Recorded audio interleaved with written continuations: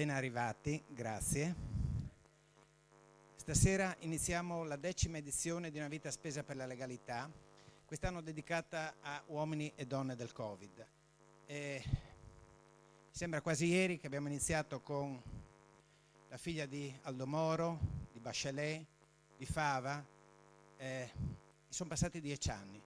Quest'anno abbiamo chiamato negli anni diverse figure che non sono insegnanti, non sono maestri, non sono professori, ma sono testimoni, che è un concetto completamente diverso. Su questo palco noi chiamiamo sempre testimoni di giustizia e di legalità, perché vogliamo uscire sempre da questi incontri arricchiti per arricchire poi gli altri con i quali avremo di volta in volta la modalità più diversa per interloquire.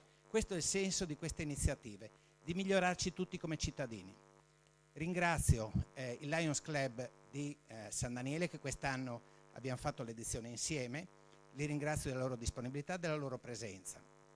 Ringrazio tutti quelli che hanno permesso la 10ª edizione, la Regione Friuli Venezia Giulia, la comunità collinare, la Banca Prima Cassa, il presidente dottor Graffi, che da sempre ci supporta economicamente, e di questo naturalmente gli siamo grati, la parrocchia che ci ospita e il patrocinio del comune. Grazie a tutti voi e passo la parola al dottor Beltrame. Grazie. Sì, buonasera a tutti. Per quest'anno sono il presidente del Lions Club San Daniele. Non tutti la sanno, però essere presidente nel Lions ogni anno c'è una rotazione, non è una carica a vita, anche per fortuna, perché gli impegni sono tanti. E questa sera sono qui in rappresentanza del Lions Club San Daniele. Anch'io mi associo ai ringraziamenti sia ai relatori che sono venuti qua, gli amici, l'amico Amato. Ringrazio soprattutto l'amico Paolo che ha voluto coinvolgerci in questa iniziativa, che ci ha dato sicuramente uno spazio diverso rispetto a quelli che abbiamo. Ringraziamo la parrocchia, il comune, ringraziamo tutti. Dovevo solo dire due cose sul Lions. Il Lions è la più grossa, più grande associazione laica di service, ovvero di volontariato nel mondo. Circa 1,5 milioni di soci, sono quasi 5.000 club, è presente in 200 nazioni, in 200 aree, e fa 100 anni di età, è partita nel 1917, e lo scopo è quello di volontariato in tutti i campi della società, cioè dalla salute, tutti i vaccini, la prevenzione della cecità, tutta una serie di iniziative per la scuola, l'ambiente, tutta una serie di cose, tutto quello che anche nell'Associazione per la Costituzione si interessa. Il Lions Club San Daniele è uno dei club più anziani, più storici del Friuli, ha 50 anni appena compiuti, e si propone come sempre di fare i service. I service di quest'anno saranno probabilmente la prevenzione dell'ambliopia, con lo screening nelle scuole dell'infanzia presso San Daniele e di Maiano, e poi siamo pronti anche a intervenire nel supporto per lo studio a distanza, cioè la possibilità di prendere alcuni computer, e abbiamo chiesto anche al comune se c'è bisogno di entrare e di dare una mano in altre cose, quindi una società di servizio e di volontariato. Abbiamo, oltre ai 4 meeting assieme alla società, abbiamo altre iniziative. Una è l'8 dicembre, abbiamo il concerto in Duomo, poi il 15 gennaio avremo un mio compagno di classe che è ambasciatore, è stato ambasciatore per tanti anni e segretario dell'OSCE, l'Organizzazione per la Sicurezza e Cooperazione Europea, che ci verrà a parlare di tutte le criticità sociali e conflitti che sono più o meno sempre gli stessi in Europa. Poi avremo un altro virologo, probabilmente il 5 febbraio, almeno mi ha confermato la data, che è Matteo Bassetti. Parleremo del virus secondo Bassetti, e poi ad aprile dovremmo avere, se appunto questa pandemia ce lo consentirà, abbiamo un imprenditore che è noto in tutto il mondo, cioè la Cimolai SPA di Maniago, che ci presenterà l'eccellenza friulana nel mondo. Queste sono le iniziative che l'Ions ha. Siamo qui comunque per un altro messaggio, anche quello che appunto non possiamo andare a viso aperto, perché non possiamo più andare a viso aperto, non dobbiamo essere più positivi, perché non va bene essere positivi, però sicuramente a testa alta e ottimisti e fiduciosi bisogna essere. Grazie. Prima di presentare i relatori, vediamo il video che è stato curato appunto dalla dottoressa Macor, e poi presenterò lei e il dottor De Monte. Grazie, se il video può partire.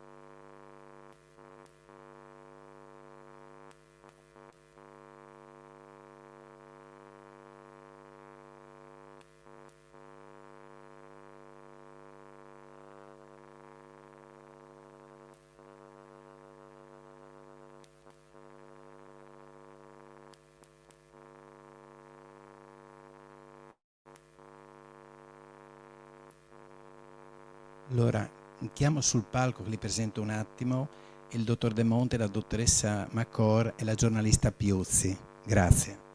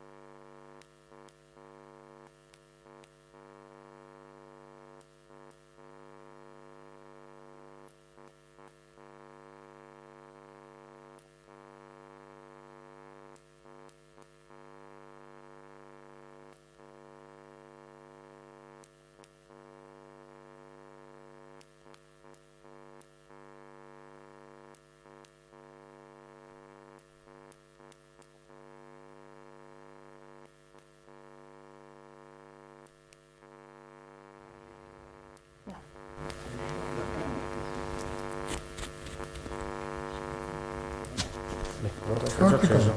Sì.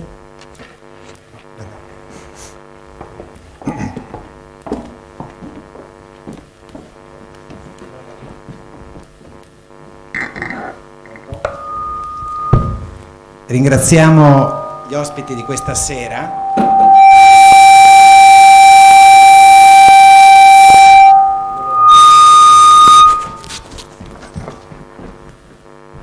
Scusate,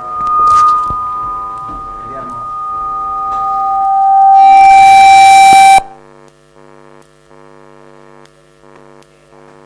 Il dottor De Monte della rianimazione, direttore della rianimazione dell'ospedale di Udine, e la dottoressa Macor, che sono i nostri ospiti e parleranno stasera appunto del problema delle terapie intensive durante il periodo pensotopico di marzo-aprile. Intervisterà la giornalista Anna Piuzzi. Grazie.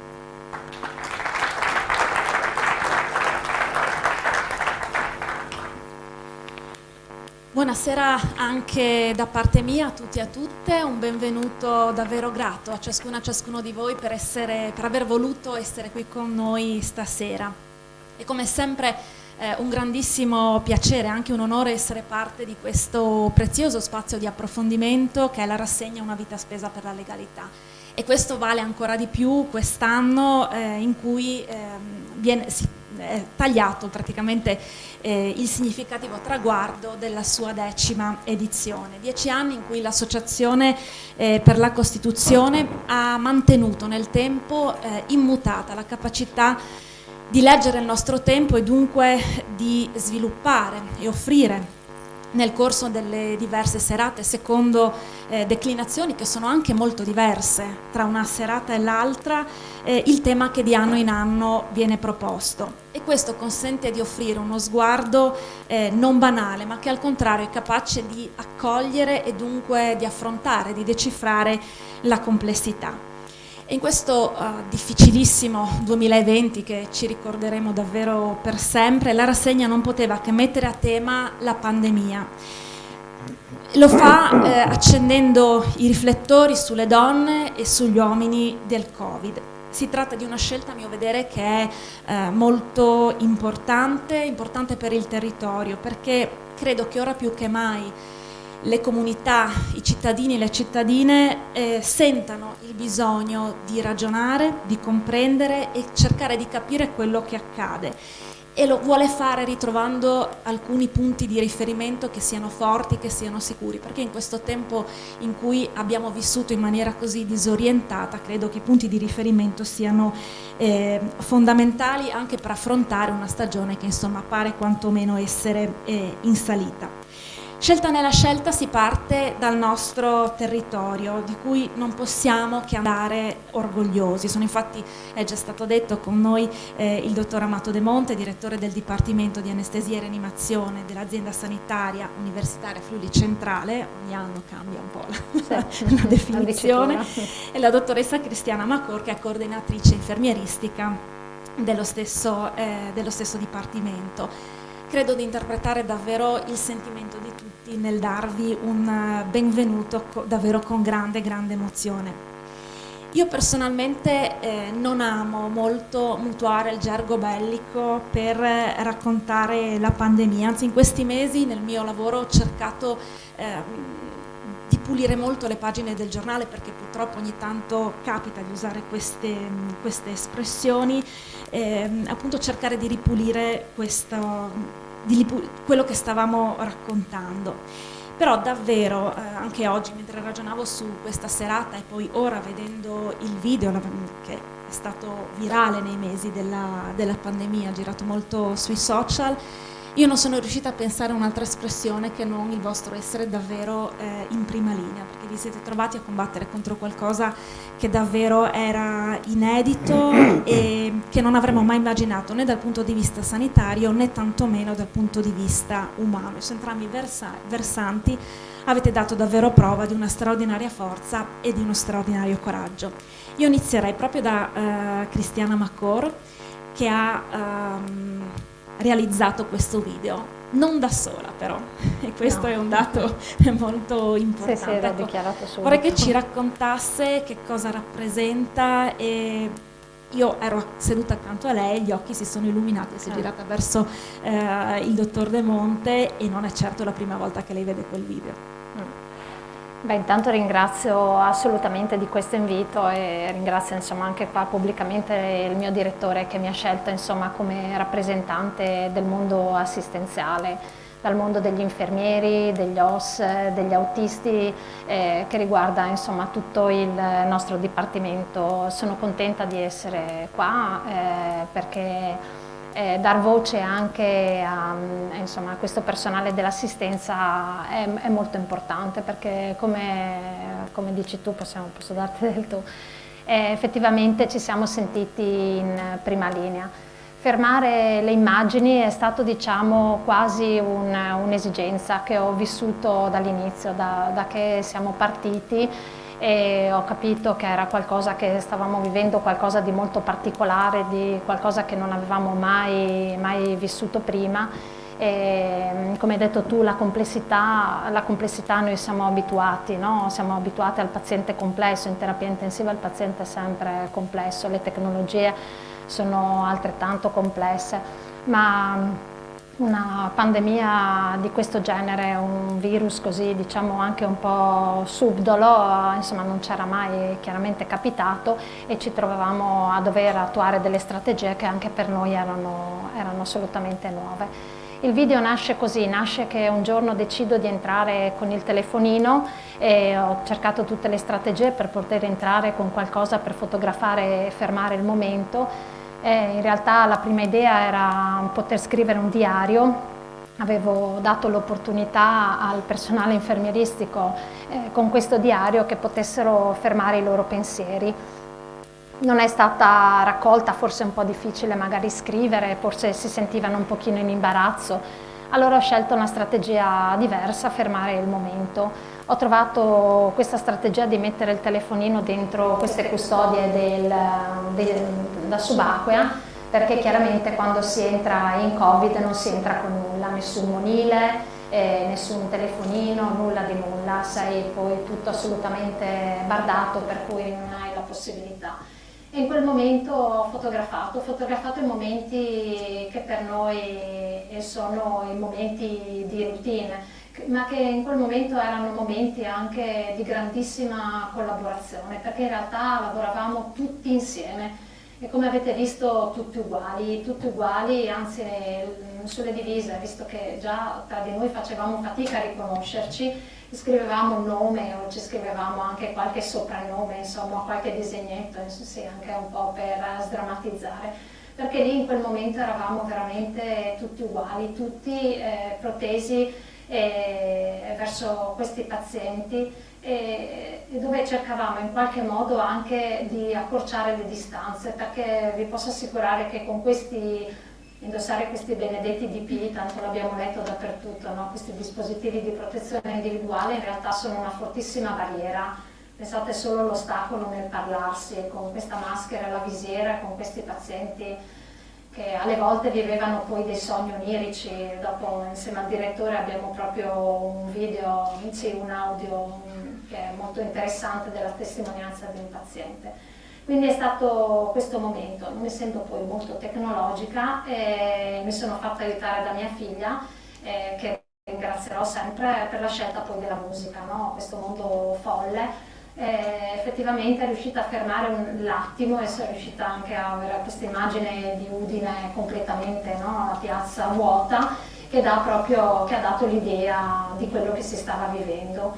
Sì, mi emoziona vederlo. Dico la verità perché mi emoziona vivere quei momenti che sono stati anche molto arricchenti dal punto di vista delle conoscenze, perché abbiamo imparato veramente tanto e devo dire che quello che ha funzionato fortissimo è stato il lavoro di squadra. Su questo assolutamente penso, adesso quando poi dirò al direttore, penso che sia stato importantissimo. Con il direttore poi c'è una buona affinità elettiva, no? Come l'abbiamo definita elettiva, non sempre, qualche piccolo scontrino. Perché se no non vi crediamo. Esattamente, c'è però sulla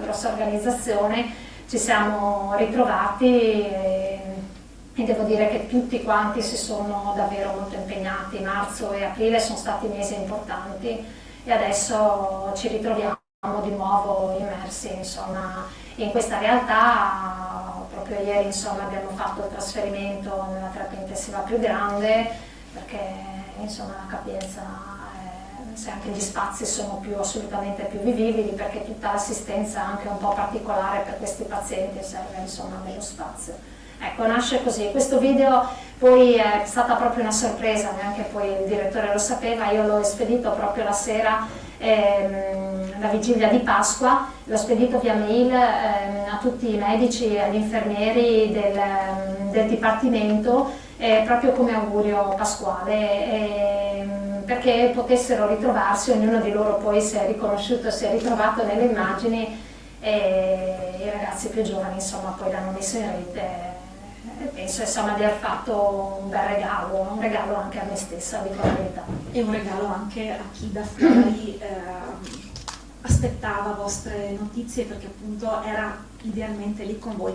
Peraltro sull'insieme, lo posso testimoniare nel piccolo del mio lavoro, ci è capitato un paio di volte di chiedere, magari perché si conosceva un'infermiera o un OS che lavora, possiamo intervistarti? La risposta è sempre stata no, l'intervista nell'eventualità è insieme perché siamo una squadra, quindi davvero il non voler comparire rispetto agli altri. Ecco, questa squadra va anche diretta in un contesto completamente nuovo. Che cosa ha voluto dire ritrovarsi in questa crisi, in questa pandemia, a dover riorganizzare completamente il lavoro e quindi gestire anche insieme l'assistenza al lavoro e anche tentare nuove strade? mi aggancio un po' a quello che ha detto Cristiana, perché anch'io questo video me lo vedo anche per conto mio, insomma, lei non lo sa, però insomma lo dico, è un momento catartico, e ogni volta che lo vedo effettivamente ti prende il groppo, perché vai a quei momenti, lo rivedi. Ecco, una cosa voglio dire, io tengo a precisare, forse Cristiano non l'ha ben espresso, però veramente fate conto che qui avanti non avete il direttore o i direttori, ma avete tutto quanto il dipartimento, perché qui siamo qui in rappresentanza del dipartimento, quindi non è che siamo stati noi a fare, ognuno ha fatto la sua parte. Io personalmente il rammarico più grosso quando vedo questo video è di non essere stato lì dentro, perché sembra impossibile, ma io durante tutta la pandemia lì non ci sono mai entrato, perché avevo altri compiti che... Lei ha parlato di cose militari, io non ho fatto il militare perché con il terremoto l'ho scapolato a tempo e mi sono trovato a dover gestire una situazione che penso fosse stata, che mi richiama, penso molto, un ambiente militare, in cui ho dovuto veramente prendere a volte anche delle decisioni molto pesanti, e passando sopra anche a possibili scelte individuali che potevano essere molto delicate, magari dovendo scegliere veramente tra una cosa e un'altra, che avrebbero potuto anche avere delle conseguenze molto importanti nel bene o nel male per chi le subiva. Voglio essere un po' più concreto, io ho parlato con dei colleghi di Bergamo, con una collega in particolare, mi disse che una volta, mentre a Bergamo infuriava veramente l'assalto da parte di questi malati, che erano senza ventilatori, senza macchine, e per cui veramente si decideva chi doveva essere. Ci sono stati dei momenti in cui non ce l'hanno fatta a dare tutto il soccorso che dovevano, e questa dottoressa mi ha detto che in un suo turno di guardia aveva firmato 8 schede di morte. E quindi questo la dice lunga sulla situazione in cui ci siamo trovati in quel momento.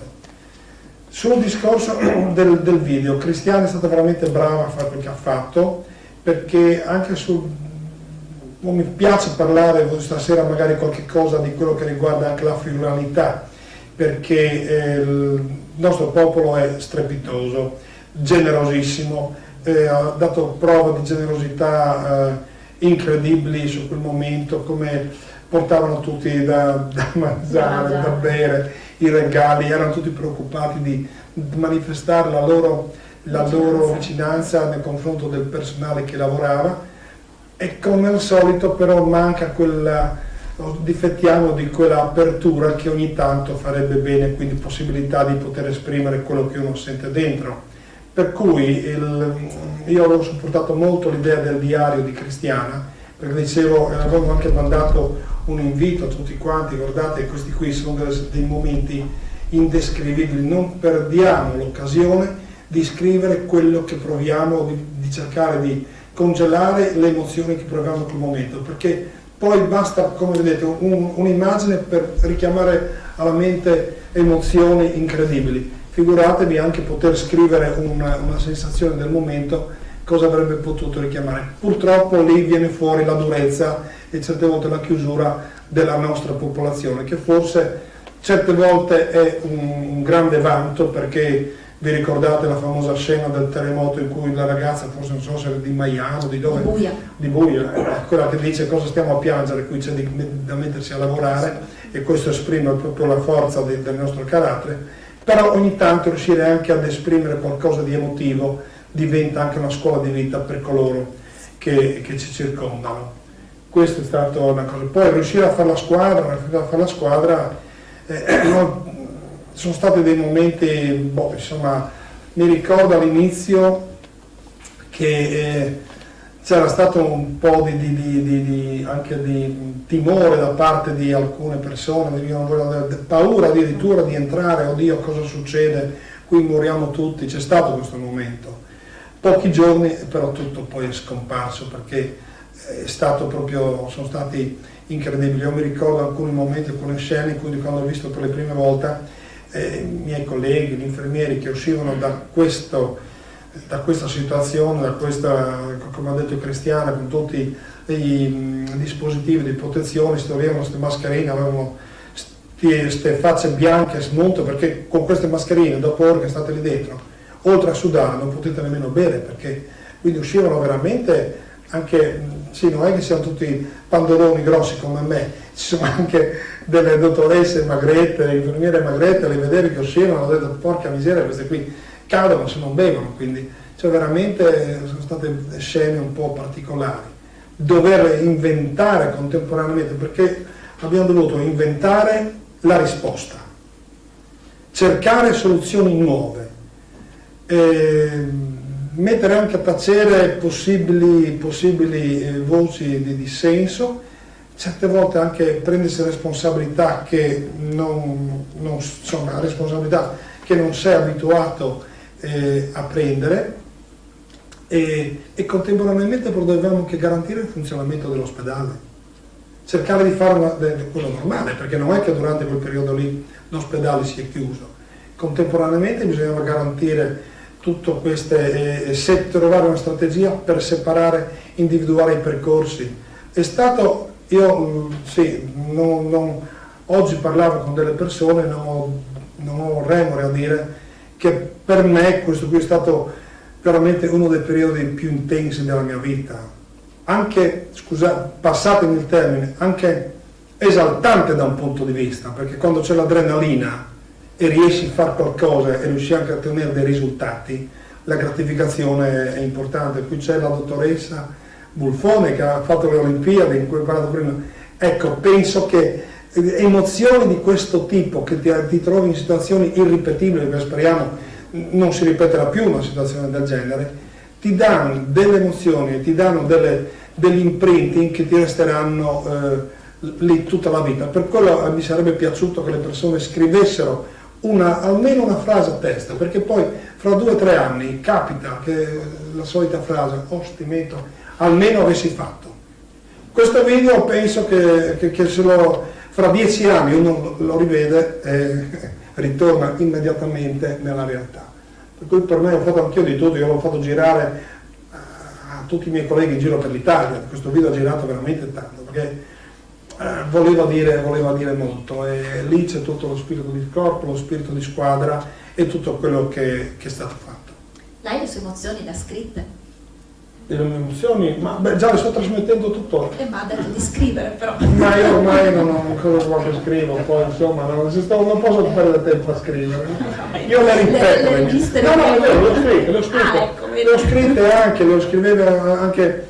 C'è stata qualche dottoressa che mi faceva dire, ma primario vuol proprio farci piangere, mi ha detto, quindi questo qui c'è qualcuno che risponde, qualcuno che non risponde perché sappiamo, no, friulani, certe volte lasciarsi andare viene interpretato come un momento di debolezza, e questo non è vero, insomma, perché anzi diventa proprio anche un momento di liberazione, una volta che hai completato il ciclo, anche liberando la tua emozione, a quel punto sei pronto a viverne un'altra, altrimenti sei sempre lì dentro te stesso, e poi soprattutto diventa un momento arricchente per gli altri, perché bene o male trasmettere un'emozione, trasmettere una sensazione è una cosa importante. Ecco, vedo adesso il dottor Pressutti che si alza e lui giustamente parlando prima, ci conosciamo dalla vita, devo dire adesso anche la grandezza della risposta della sanità friulana,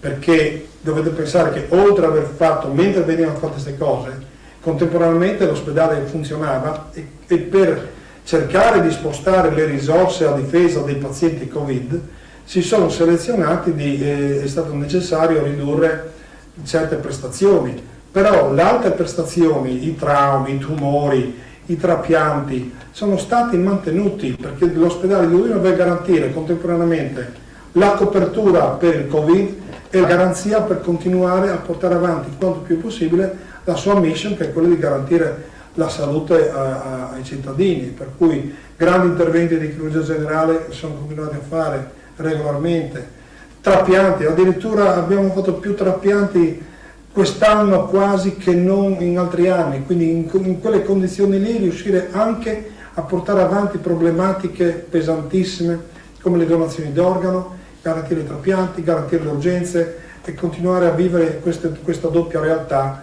Veramente io penso che è stata una cosa amplissima. Io so che vedete ogni giorno sui giornali anche si critica tanto questa sanità, ma sì, certo, manca nessuna organizzazione perfetta, però poteste sapere come si è riusciti a garantire questi servizi, forse sarebbe un, perché al solito qui c'è qualcuno che dice, si parla sempre, fa sempre notizia la cosa che non funziona, perché sembra paradossale, però certe volte bisognerebbe anche sottolineare le cose che hanno funzionato.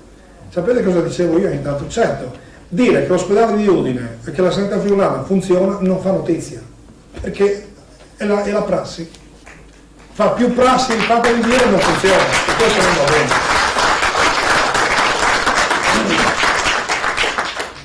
Ecco, spazi come questo servono anche per ricordarlo, anche per riuscire a leggere meglio la realtà. Cristiano Macor, dicevamo, il dottore diceva io non sono mai entrato là, invece voi ci siete stati tantissimo. E quindi è cambiato, no? il vostro modo di operare, il vostro modo di assistere, una rivoluzione imposta. Sì, abbiamo dovuto effettivamente riorganizzare un pochino tutto, no? Era giusto comunque che lui insomma rimanesse fuori perché doveva rimanere alla regia, l'età era a rischio, erano più colpiti gli uomini, per cui dopo ci avrebbe anche marciato sopra, aveva aperto l'email, insomma. No, abbiamo fatto questa scelta e insomma io poi sono un'infermiera sostanzialmente molto clinica, molto presente nella realtà, quindi comunque sarei entrata insomma per necessità, anche perché se effettivamente non sai come si lavora non sei in grado poi anche di stabilire quali sono le priorità per i tuoi operatori.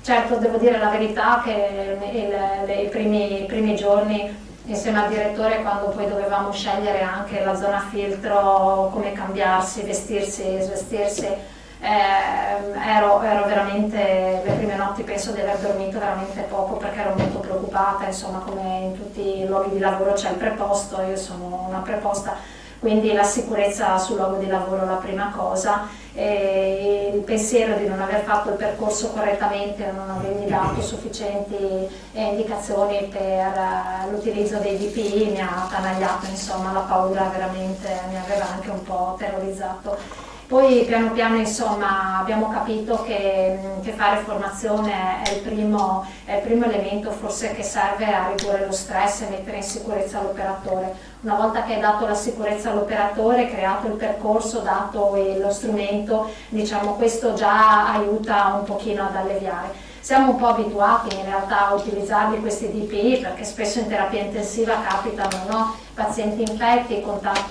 infezioni da contatto, infezioni delle vie aeree, quindi l'utilizzo sappiamo bene come funzionano i droplet e quindi sappiamo bene come funziona questo, ma stare tutto il giorno questo fa la differenza. Abbiamo ripensato l'organizzazione, insieme al direttore abbiamo deciso che dovevamo cercare di potenziare un pochino i turni per dare una rotazione. Se un turno è fatto di 7 ore più o meno di giorno e 10 ore di notte, avevamo deciso di fare dopo 3-4 ore una pausa in modo che l'operatore potesse uscire per i bisogni primari, perché come si dice non ci si tocca mai, la maschera non si tocca, non si alza, non si può bere, non si può andare in bagno, per cui chiaramente c'era bisogno, ma c'erano anche tutti, dopo la prima o seconda settimana si cominciavano a dare consigli, non bere tanto prima, mi raccomando andare in bagno prima di entrare, prima di vestirsi, c'erano tutte cose che sembrano adesso delle cose assolutamente normali, banali, che in realtà lì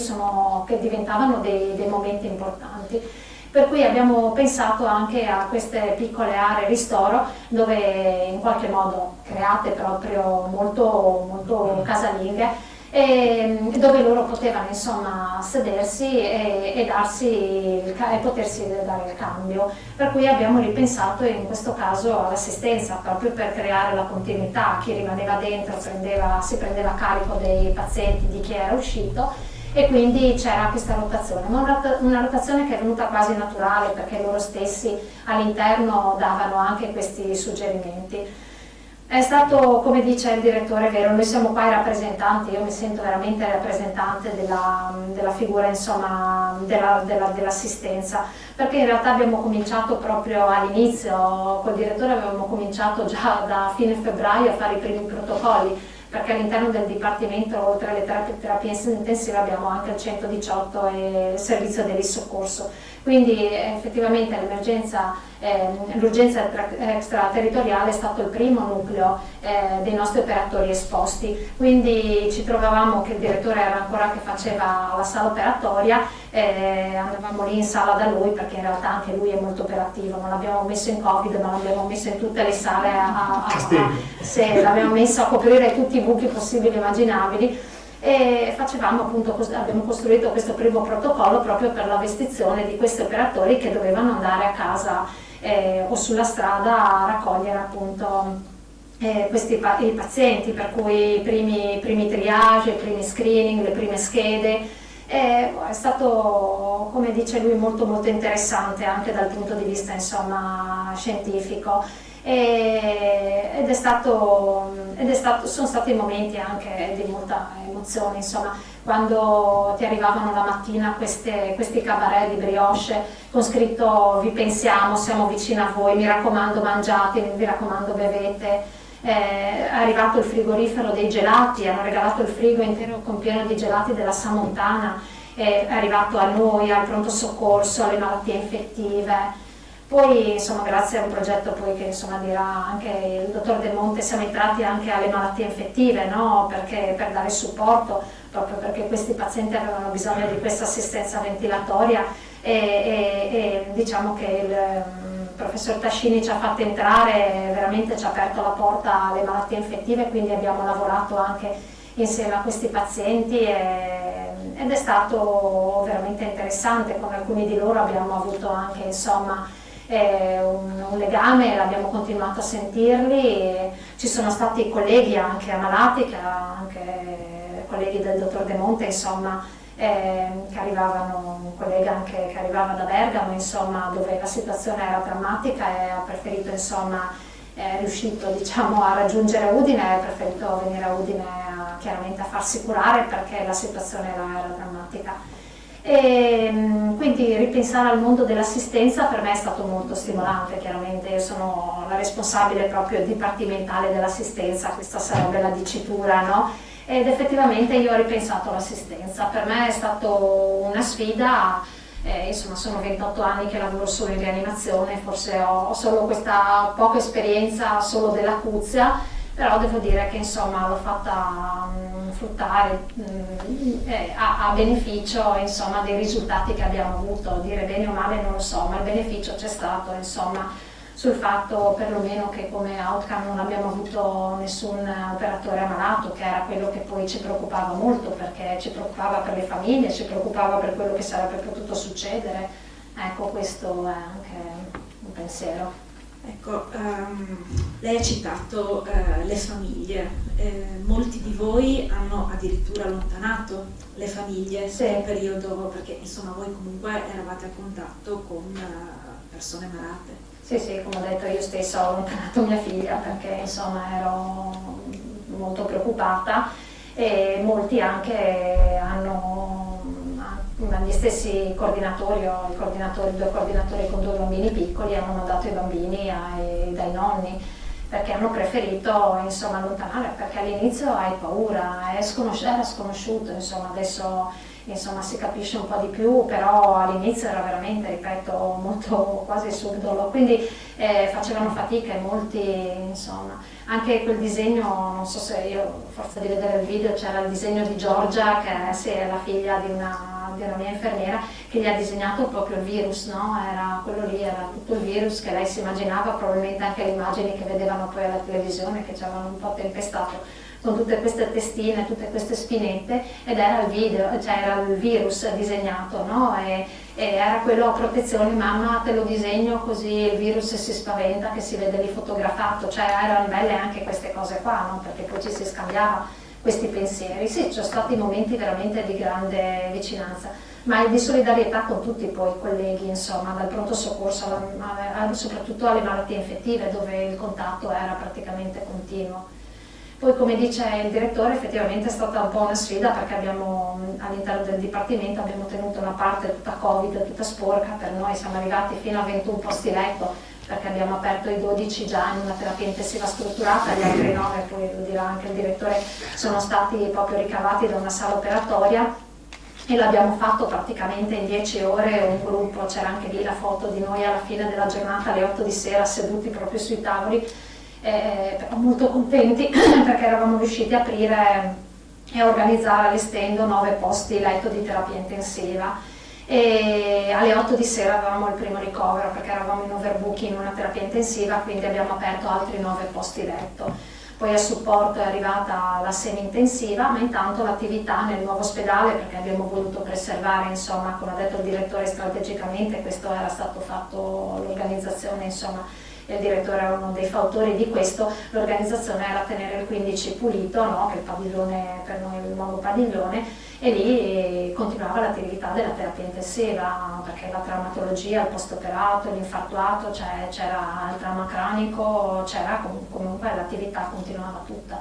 Quindi devo dire che come dipartimento siamo stati dall'extraterritoriale all'intraospedaliero, siamo stati coinvolti parecchio. Ecco, l'organizzazione, anche i numeri non dicono tutto, però raccontano molto, no? Anche nell'emergenza. Oggi, anche alla luce, insomma, di una recrudescenza dei dati che stiamo vivendo, la terapia intensiva come è attrezzata, come è preparata ad affrontare anche una stagione che indubbiamente non sarà facile.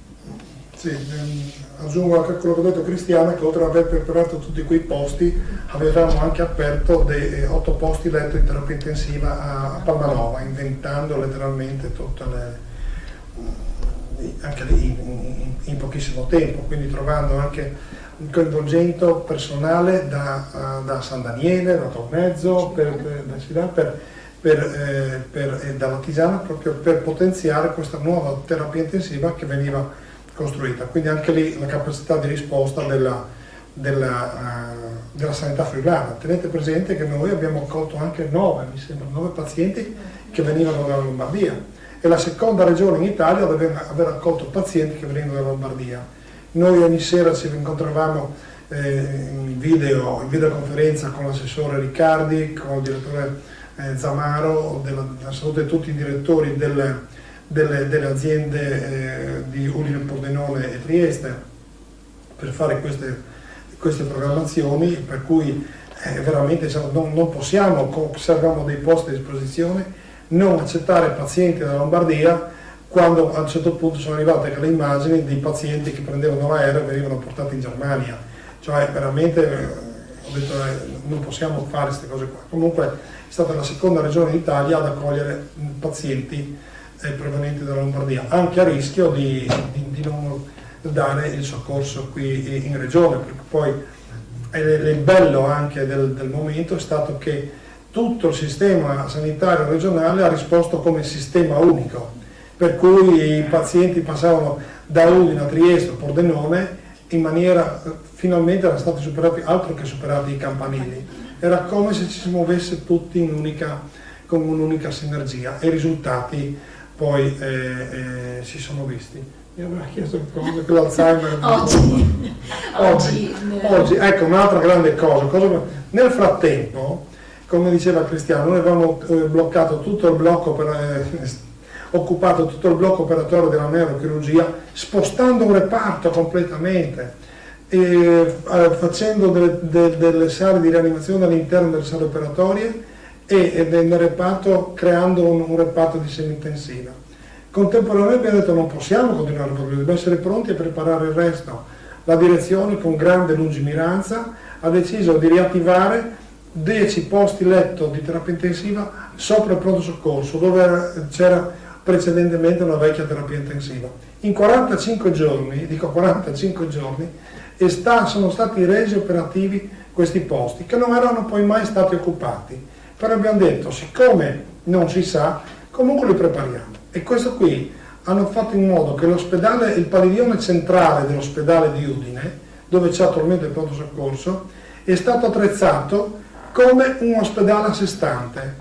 Cioè, nel momento in cui sarà completato l'ospedale nuovo, quell'ospedale lì potrà vivere di vita propria quel padiglione, pronto ad affrontare. Cioè, adesso sono state attivate 2 sale operatorie dedicate a pazienti Covid.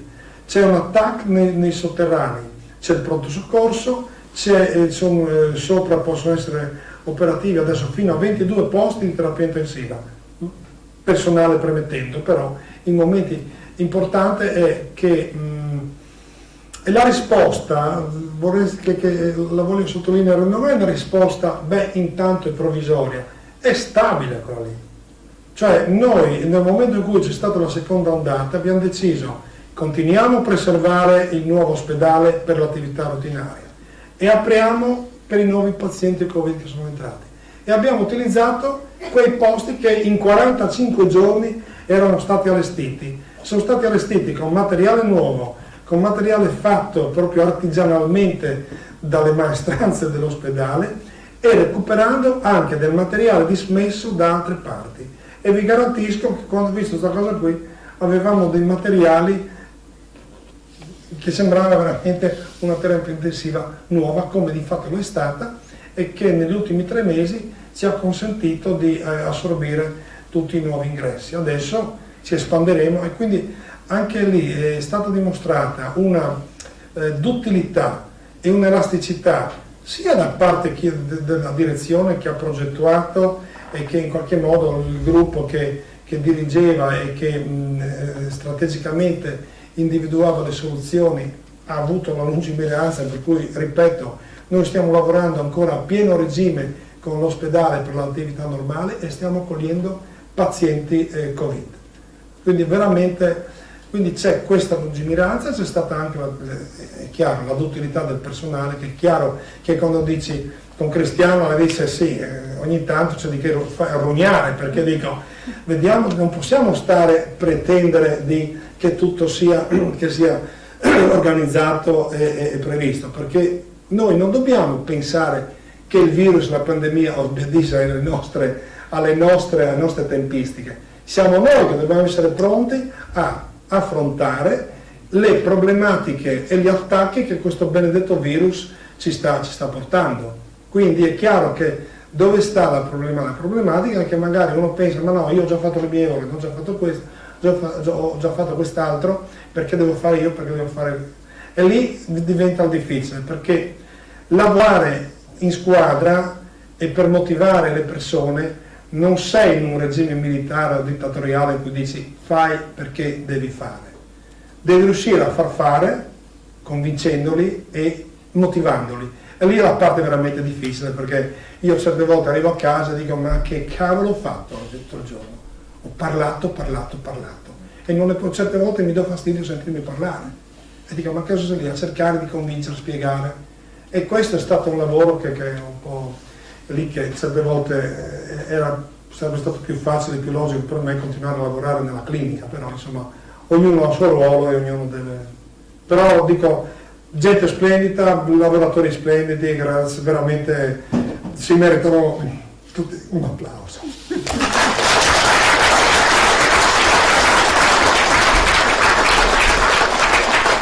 Mi aggancio al parlare del dottor De Monte. Voi vi siete trovati anche ad affrontare il tema nuovo della comunicazione con i familiari, con i pazienti, in un contesto che insomma non avevate mai vissuto prima.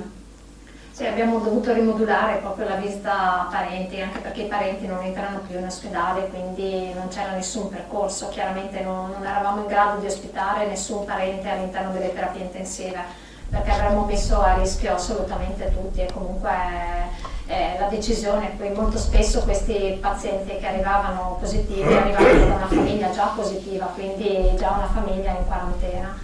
Quindi anche lì abbiamo trovato la strategia, insomma, utilizzato la strategia che hanno utilizzato tutti, che era quella della videochiamata insieme al nostro CED, al centro delle comunicazioni, no, dell'azienda, ci hanno fornito questi iPad e i primi sono stati appunto i 2 coordinatori più giovani che ho, che sono più tecnologici, no? Che è stato appunto Davide e Tommaso, che insomma insieme hanno fatto questa prima videochiamata quando il paziente appunto era sveglio ed poteva insomma parlare perché non era più intubato, non aveva più utilizzato un ventilatore, e ha parlato con la famiglia. E per parlare con la famiglia poi chiaramente avevamo cercato di stabilire delle fasce orarie in cui appunto il medico parlava poi al telefono. Posso assicurare che un'informazione data 10 minuti sulle 24 ore al telefono è veramente irrisoria.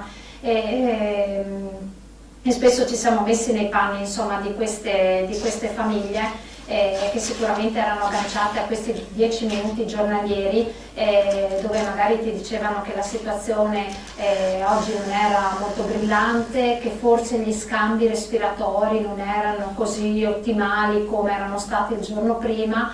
Tu già ti fai veramente dei trip allucinanti su cosa sarà uno scambio gassoso, se era buono, se era male, se il gas c'è, non c'è. Cioè io mi immagino insomma anche questo delle famiglie. Quindi abbiamo cercato insomma poi anche di colmare queste cose perché chiaramente poi i medici erano molto impegnati, poi spesso c'era insomma solo un medico, anche su 10 pazienti era veramente impegnativo che potesse gestire tutta la clinica e tutto. Quindi ci demandava anche parte insomma della comunicazione. E comunicare, come hai detto tu, era difficile perché già facciamo fatica con la mascherina, non so se ti vieni sempre vicino e sì, hai sempre l'istinto di tirarla giù per farti... E noi spesso insomma utilizziamo il labiale, no? Per farci anche capire dai pazienti, ecco lì il labiale chiaramente non potevamo usarlo, ma non lo potevano usare alla fine neanche loro, perché loro comunque in una fase di estubazione utilizzavano anche loro una mascherina chirurgica, perché comunque loro erano infetti, quindi bisognava anche proteggere, comunque proteggere insomma sempre noi stessi che avevamo l'FFP3, ma dovevamo proteggere poi insomma anche loro chiaramente con tutta la nebulizzazione dell'ossigeno eccetera. Quindi capirsi era sempre un pochino, è sempre stato un po' difficile. Abbiamo dato strumenti a chi poteva, la penna e il foglio per scrivere, e magari scrivevamo le risposte, no, alle domande direttamente su questi fogli. Diciamo che il momento più difficile, secondo quello che ho raccolto anche come testimonianza degli operatori che io poi ho vissuto con loro un po' di volte, è stato l'accompagnamento alla morte. Questo perché per noi in terapia intensiva sono momenti insomma molto importanti e spesso sono accompagnati anche, insomma, riusciamo a chiamare anche il parroco, no, che abbiamo all'interno dell'ospedale. Riusciamo a fare l'estrema unzione perché insomma abbiamo parecchi pazienti credenti che magari gli stessi parenti chiedono. Ecco, lì non abbiamo potuto fare neanche questo, ma non solo, non abbiamo potuto lasciare che il parente stesse vicino, che per noi è stata la cosa veramente più straziante, perché spesso insomma quando ci sono questi momenti noi facciamo stare dentro i parenti, cerchiamo, nonostante ci sia questa confusione del monitor, questo continuo passaggio di personale avanti e indietro perché la vita nella terapia intensiva va avanti, cerchiamo di creare comunque questo spazio dove il parente può stare vicino e toccare insomma il proprio congiunto per accompagnarlo. Questo è stato il momento veramente più brutto proprio, non saprei dire altro aggettivo, perché poi la procedura ci richiedeva di chiuderli in questi sacchi e chiuderli proprio con la zip, no? Perché comunque anche insomma il cadavere era infetto, quindi dovevamo anche isolare e proteggere anche chi portava via, no? Poi sapete insomma che la cremazione poi era la soluzione, no, finale. Quindi questo processo per noi è stato molto difficile. Devo dire la verità che non abbiamo avuto tanti decessi e questo ci ha aiutato, Però questo anche alle malattie infettive, devo dire che gli operatori me l'hanno detto che questa cosa della non vicinanza con i familiari erano momenti molto, molto toccanti. Quindi ci siamo un po' sostituiti, ecco, devo dire la verità, su queste cose noi siamo molto, molto bravi e ci siamo sostituiti, siamo stati vicino e abbiamo detto le parole che ognuno di noi si sentiva di dire, chi è più sensibile, chi è meno sensibile, e abbiamo fatto questa cosa qua che però un pochino penso insomma ci abbia segnato. Vi ha segnato e che credo che ci sia un'immensa gratitudine da parte delle famiglie, sapere che comunque erano soli ma non abbandonati, assolutamente mai. Dottor De Monte, è stato citato più volte la collaborazione con infettivologia con il professor Dascini. Ecco, voi avete anche molto sperimentato, uno perché si doveva, perché era qualcosa di inedito, ma anche mettendo a frutto un lavoro che avevate già fatto negli anni, penso all'ozonoterapia, siete stati pionieri in Italia rispetto a questa terapia. Se può raccontarcela in breve. Sì, questa qui è stata io pratico l'ozonoterapia da 25 anni. Insomma, per altre patologie, non dico che sono convinto, io sono in collegamento con l'Università di Siena, dove si tiene un corso annuale di specializzazione, dove io insegno anche porto il mio contributo di insegnamento sulla mia esperienza, e c'era una situazione in cui è da anni che anche i miei colleghi poi hanno fatto il corso e dicevano, quindi spingevano su applicare l'ozonoterapia in pazienti in terapia intensiva. Anche da altre parti d'Italia erano cominciate da altre persone, da altri colleghi che praticano questa terapia e proponevano di utilizzarla in terapia intensiva. Io francamente aspettavo per provarla, avevo un po' di poca fiducia, non poca fiducia, forse troppo tardi, perché a vedere certi quadri avanzati in rianimazione dicevo forse non ce la fa. Forse è troppo avanzato il danno per poter in qualche modo affrontare. E poi devo dire anche francamente, siccome ho passato attraverso le varie fasi, sapete, la zonoterapia quando abbiamo cominciato era una cosa quasi da carbonari, era vista male, era vista come una bufala, era vista come una cosa che non funzionava, per cui insomma io ho sempre stato molto attento a dire attenzione anche ai colleghi, non facciamo delle cose che non sono autorizzate, perché se succede qualche cosa poi non siete coperti. Ero io che dovevo frenare gli altri, che avrei dovuto invece che essere trascinatore, perché appunto con l'esperienza che avevo dovevo spingere. Però soprattutto bisogna anche in certe fasi muoversi con circospezione per evitare anche di bruciare la tecnica, insomma. La fortuna è stata doppia: uno, che col professor Tassini dell'infettivologia, arrivato da poco, conosceva l'ozono e ci siamo trovati subito in sintonia.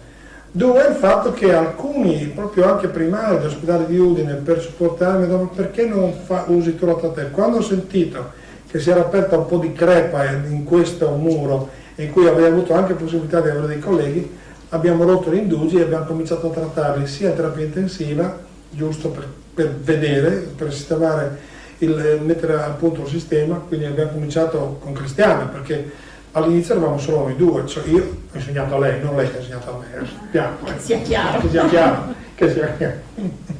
E abbiamo cominciato a trattare, poi subito con Tassini diceva dovremmo cominciare prima, vieni da me. Quando mi ho detto vieni da me a fare questi pazienti in infettivologia, siamo partiti e abbiamo dovuto inventare un protocollo, perché sia 2 volte, 3 volte, 10 volte in giro per l'Italia. E tra l'altro invece in fase precoce non l'ha fatto nessuno, perché tutti quelli che hanno provato a fare solo in terapia intensiva. Abbiamo detto utilizziamo lo stesso protocollo che io utilizzo da 20 anni, perché abbiamo che in 20 anni non ho mai avuto problematiche. Quindi andiamo sul sicuro. Innanzitutto, primo, non creare danni. I danni non li avremo creati. andiamo a valutare, dice, beh, facciamo un trattamento al giorno per una settimana, abbiamo detto all'inizio. Abbiamo cominciato a trattare questi pazienti, poi i primi, ma veramente faceva impressione, mi ricordo gli occhi di quel collega che era arrivato da Bergamo, quando gli abbiamo chiesto attraverso la vetrata se è d'accordo, aveva gli occhi sgranati, respirava a fatica. Allora un collega che sa di terapia intensiva e respira a fatica, vede, cioè io ogni tanto quando mi immagino di non poter respirare, vedo le mie corde vocali che si stringono, quindi ho delle visioni che ti fanno paura, no? Quindi veramente a vedere il terrore sugli occhi di un collega perché gli mancava respiro non è stata una bella immagine. Però lui l'ha fatto 2 volte, con 2 volte. L'abbiamo fatto. Sì, il 3 alla terza, comunque già dopo la seconda stava molto meglio. Pazienti col casco, avete visto quel casco per respirare, che si toglieva anche il giorno dopo 2 giorni. E quindi c'è stato, cos'è accaduto? È accaduto che dopo 3 trattamenti, dopo 2 o 3 trattamenti, questi stavano meglio, però continuamente arrivavano altri pazienti. Abbiamo detto dobbiamo selezionare, mi ricordo un giorno 7 pazienti sono stati sì, partivamo con questo carrellino, lui da fuori perché era sul corridoio, perché dopo lui mi passava lo zono, mi dava indicazioni, metti la sacca giù, no, tirava su, no, non viene, cosa faccio? Questo che mi guardava. Sì, perché chiaramente dovevamo stare, lei era dentro, isolati, io fuori, insomma, bisogna essere sempre in 2. E quindi è andata avanti così la cosa e questo veramente ci ha consentito di arrivare a quella situazione per cui quando avevamo tutte le terapie intensive piene e avevamo i pazienti dall'altra parte e noi sicuramente, non so se avete letto, insomma, probabilmente quei 36 pazienti trattati di cui uno solo è entrato in terapia intensiva che tra l'altro poi è anche uscito e quindi se noi avessimo avuto, diciamo che almeno il 30% di quei pazienti in condizioni normali sarebbero stati già in terapia intensiva, perché pazienti col casco vengono trattati in terapia intensiva. Li trattavamo lì e lì sono stati risolti, per cui è stata strategica la cosa perché ci ha consentito di poter ottenere risultati e evitare peggioramenti in un momento in cui noi eravamo senza risorse, perché tutte le terapie intensive Udine e compresi anche i posti di Palmanova erano piene e quindi è stata una... Da lì poi abbiamo deciso di dare un po' di pubblicità, cercare di fare lo studio e abbiamo provato a fare una prima pubblicazione, dico ma no perché lo studio non è controllato, non c'è sicurezza, non c'è garanzia. Abbiamo messo in piedi questo studio multicentrico che alla fine è stato approvato, richiede un'approvazione di un comitato e ha richiesto un po' di tempo importante, nel frattempo la curva è discesa. Per cui eravamo partiti con la raccolta di questi dati e però si è bloccato e vabbè, ho detto speriamo di non poter concludere lo studio. Da una parte sarebbe piaciuto concluderlo, dall'altra abbiamo detto speriamo di non poterlo concludere, così voleva dire che non sarebbe stata più la seconda ondata. E invece stiamo raccogliendo di brutto i nuovi casi perché stanno entrando e li stiamo trattando, per cui continuiamo la raccolta di questi dati proprio con la finalità di portare, di verificare l'effettiva efficacia di questo tipo di trattamento. Ma l'aspetto positivo è che l'ozonoterapia ha delle potenzialità su altre patologie che adesso noi stiamo trattando in ospedale su richiesta dei nostri colleghi. Quindi il gran vantaggio che vediamo noi anche in questa cosa è che adesso all'ospedale di Udine da 0 macchine abbiamo 4 macchine per fare l'ozono, 2 comprate e 2 donate dalla generosità friulana e possiamo utilizzare queste macchine su patologie che vanno ben oltre il Covid, quindi potendo aumentare quelli che sono i benefici che vengono fatte, che possono portare. A settembre, diceva Cristiano, no? 75 trattamenti sono stati fatto, sì. Quindi abbiamo creato un gruppetto, stiamo coinvolgendo i medici. Non ce la facevamo. No, basta. E quindi stanno anche aumentando, stiamo diffondendo questo tipo di trattamento che è un trattamento a buon mercato, costa poco, non ha controindicazioni, al massimo, dico al massimo, so che dicono al massimo non funziona, cioè o funziona o lascia le cose così come sono. Dove sta il costo dell'ozono? Sta nel personale, perché il trattamento questo specifico da 30 a 40 minuti per trattamento, per cui capite che insomma, però insomma fa parte di uno degli armamentari della terapia insomma, deve essere, che non è sostitutivo ma diventa integrativo di altri trattamenti. Grazie. Prima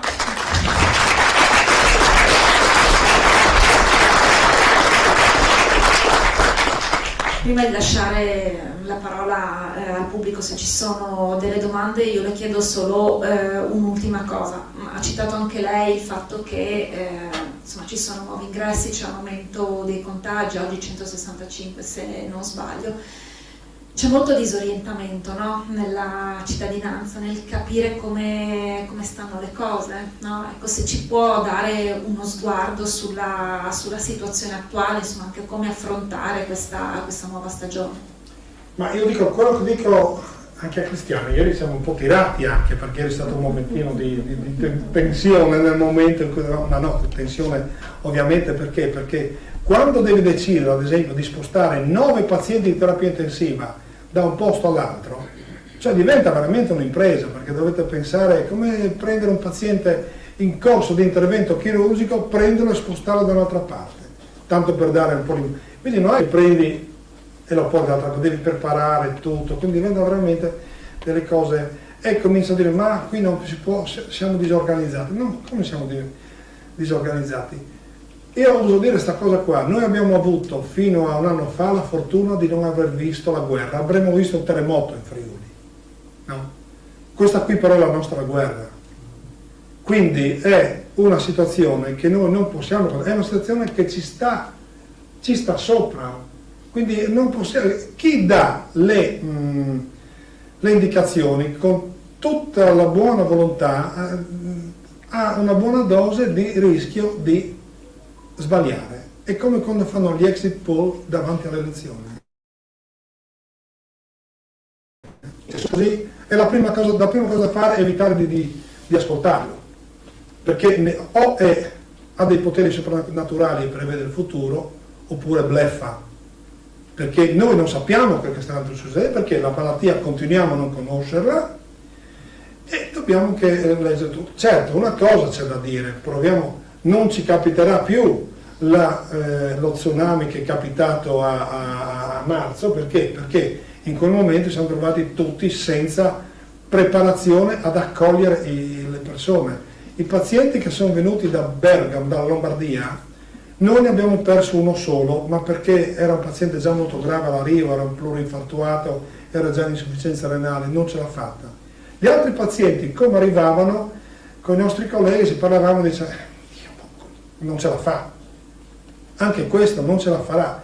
Inaspettatamente all'inizio, dopo una settimana cominciavano a migliorare. E cos'è che abbiamo potuto realizzare noi? Che noi abbiamo ottenuto questi risultati rispetto a Bergamo perché avevamo minor carico di lavoro, avevamo avuto il tempo per prepararsi ad accoglierli e abbiamo avuto la possibilità di trattarli come pazienti di terapia intensiva, cioè senza essere pressati dal fatto che abbiamo richieste alle porte e non abbiamo le forze per rispondere. Quindi noi siamo più attrezzati in questo modo, in questo senso, che siamo almeno nelle condizioni di poter gestire i pazienti con tutto il tempo necessario a che le terapie di supporto che facciamo consentano all'organismo di recuperare. Parole povere è questo. E quindi su questo abbiamo fatto grandi passi in avanti. Sulle terapie purtroppo abbiamo quel che abbiamo e si continua ad andare avanti. Sì, cortisone, cioè capite? Cortisone, idroclorochina, tutti i farmaci nuovi. L'unica cosa nuova è l'ozono. L'unica cosa nuova che abbiamo introdotto paradossalmente è l'ozono. Funzionerà poco? Se qualcosa funziona aiuta quegli altri, perché non so se avete visto, anche tanti farmaci che erano stati utilizzati all'inizio adesso via non si fanno. Quindi capite che siamo in una situazione un po'... C'è da dire questo anche, vediamo il lato positivo. Decine di migliaia di tamponi al giorno percentuale di positivi 2-3%, di questi 2-3% una piccolissima percentuale entra in ospedale. Teniamo presente che già in corso dell'influenza normale, la normale influenza normalmente fa 8-10 mila morti all'anno, la normale influenza, con tutto vaccini, controvaccini, eccetera, eccetera.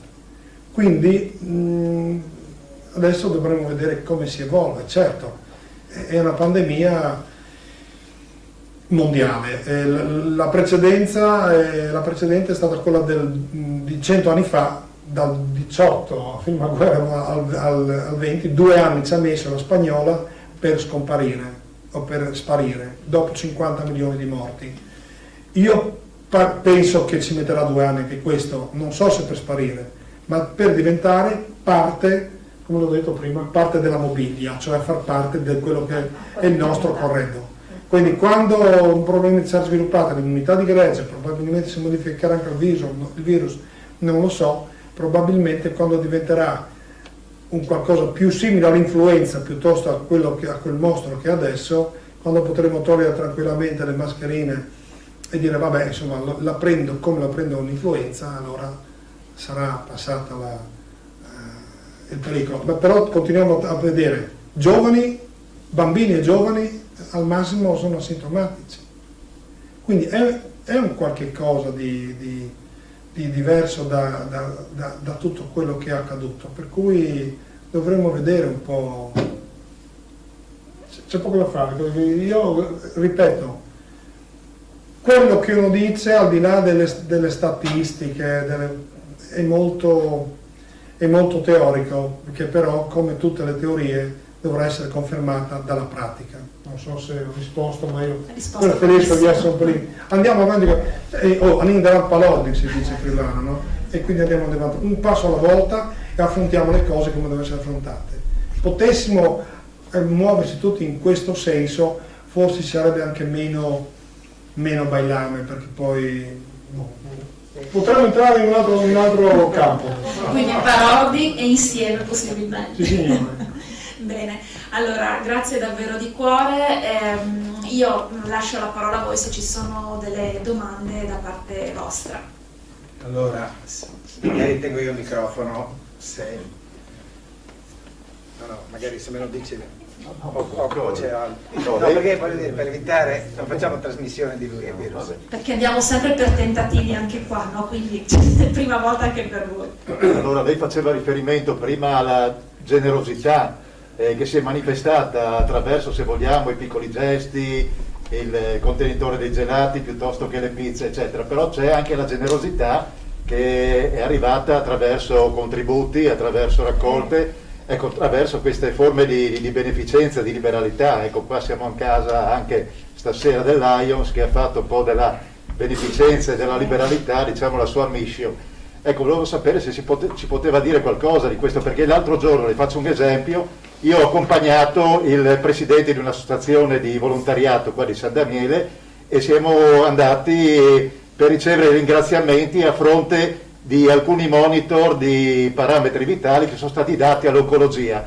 E come lei ricordava prima, il dottor Fasola ci diceva che questi dipartimenti hanno continuato ininterrottamente la loro attività di sempre. Ecco, per cui in un primo tempo, quando si trattava di destinare i fondi, si guardava sempre a Bergamo, ci hanno detto guardate anche in casa nostra, guardate a Udine, e quindi volevo sapere nel caso specifico anche voi avete beneficiato e quindi di queste elargizioni, di questi atti di liberalità che sono stati giustamente incanalati verso una struttura vicina che aveva altrettanto bisogno di quanto non ne avessero in altre parti d'Italia. No, certamente questo è stato fondamentale. Guarda, io ho visto, ma allora, la prima cosa, vi ricordate, è stato un ragazzo che aveva cominciato a fare una raccolta proprio sulla scia di quei cantanti, tu sai che io... Certo, no? Fedez. Tu sai, ecco. Ho cominciato a fare anche qua, perché le fare solo Fedez è partito in questo modo. Poi c'è stato immediatamente, guardate, anche la regione è piombata subito. A me è arrivato in reparto un funzionario della regione che dice Cosa serve? Quanti posti letto di terapia intensiva sono da aprire? Questo, cosa serve? Cioè voi non potete immaginare cosa vuol dire. Io ho fatto la lista di 10 e poi 10 posti di terapia intensiva. Cosa? Un letto di terapia intensiva costa sui 100.000 euro. Non il letto, tutta la... No, dalle 80 ai 100.000 euro. Bene, io mi sono trovato, per fare una roba del genere, in tempi normali, anni per trovare i finanziamenti, per bandire le gare, no, dobbiamo fare prima questo, poi quest'altro. In un'ora abbiamo stilato la lista, tirato la linea, Mi ha chiamato, 1 milione. Vieni, scusa, quante pompe dobbiamo ordinare? Quante pompe? 60, 1.300.000 euro, questa è la ragione.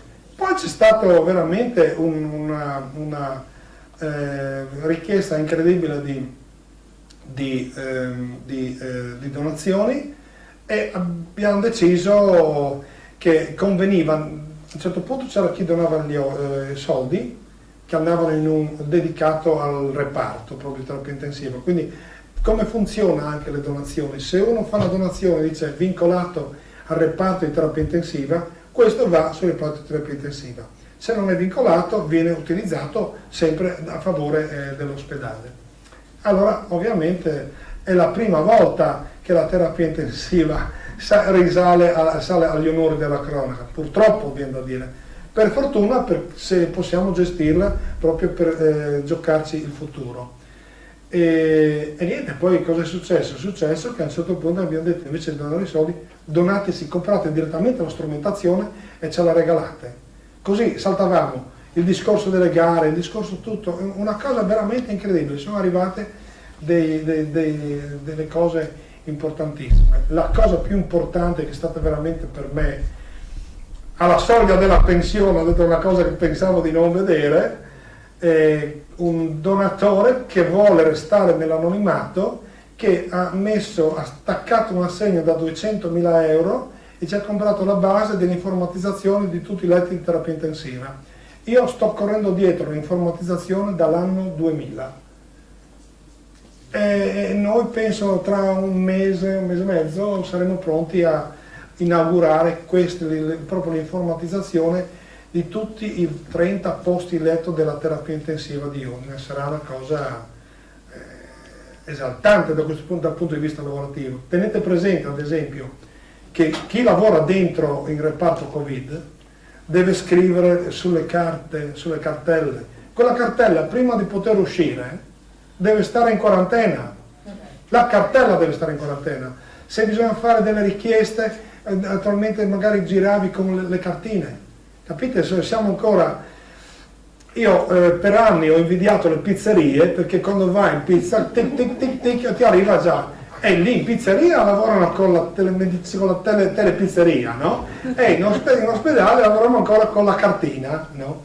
E quindi è stato veramente, io vorrei veramente ringraziare, ma ho già avuto modo di dire, ringraziare la generosità del popolo friulano, ma penso, non so, un paio di milioni, visto oggi mi è arrivato il report, abbiamo in liquido 500.000 euro da poter spendere di tutto per sostenere le terapie intensive, cambio dei letti, i monitor, i ventilatori, gli ecografi, le pompe di infusione. Sono veramente dei materiali iper sofisticati. Le immagini che avete visto sono veramente...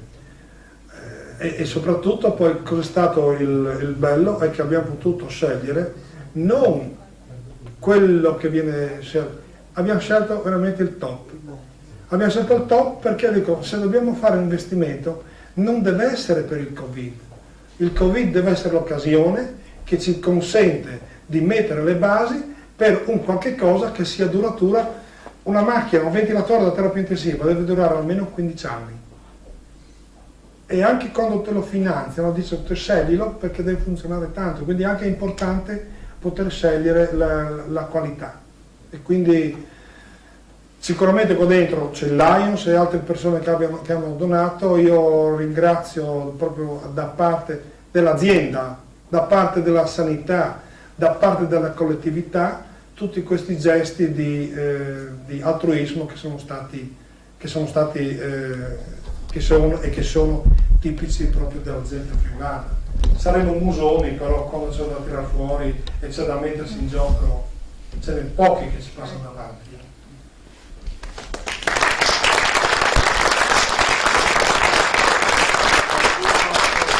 Ancora fare domande a voce alta, deve alzare la voce perché tengo il microfono. Gridi pure. Una curiosità, i malati di marzo hanno le stesse caratteristiche di ora? Il virus porta le stesse caratteristiche o è mutato? Una domanda sciocca ma pratica.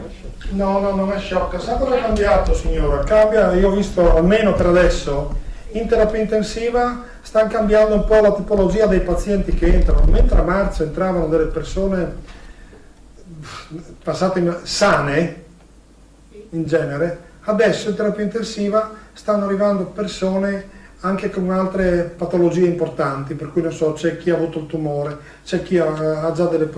Per cui non vorrei che in questo momento si ridurrà magari il numero dei pazienti che entrano in terapia intensiva, forse potrebbero avere un esito meno favorevole proprio perché hanno altre patologie.